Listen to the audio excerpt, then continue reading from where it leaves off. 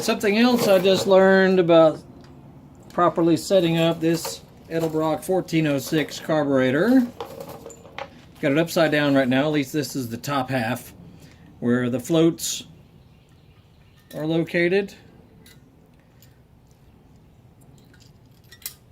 Notice how they settle. Each float should settle right about 1 inch from compressed. So, measure, see if I can get this in frame here.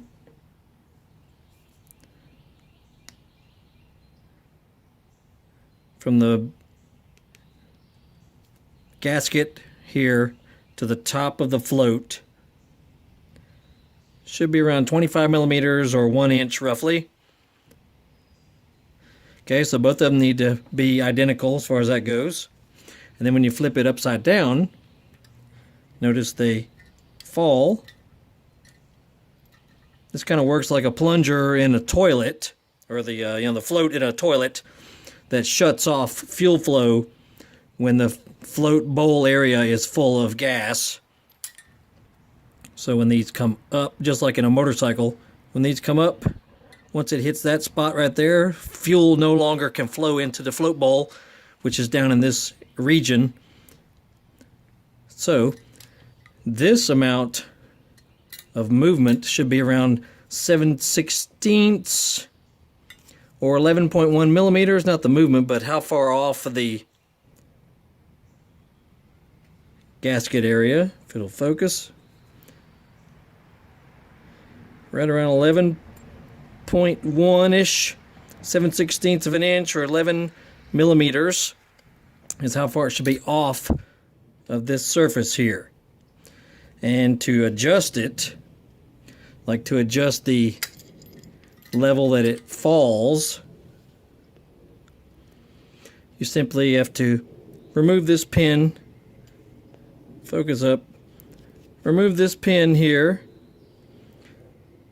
pull the float out, it comes out real easy, and then you bend, physically bend that little tang right there at the end of the float. See where it's moving?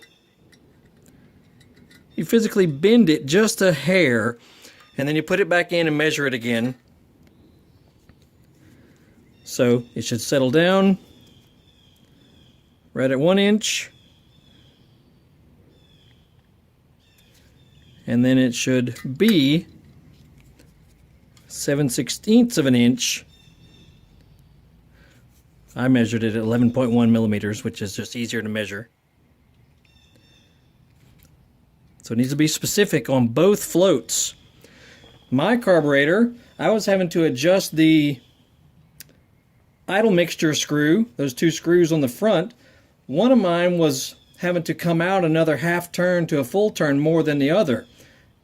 I find out it's because the float on that side was settling down too far, and the measurement was off.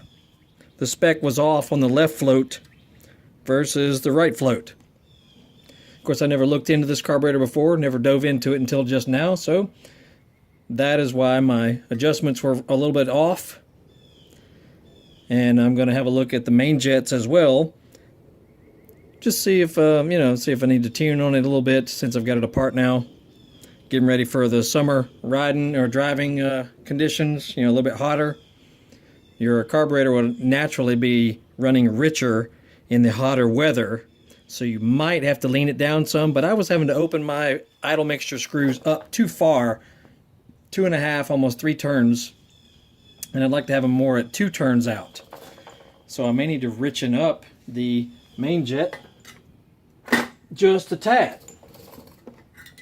We'll find out once I open it up, but I've already richened up the metering rod. This guy here, it was too lean as well, and the spring, I went 1 step richer on that one as well versus stock setting, and that was allowing me to set my idle mixture screw much better. and it was running better already. But I'm going to go ahead and have a look at the main jets down inside here. This is Edelbrock 1406 from aerial view, so to speak.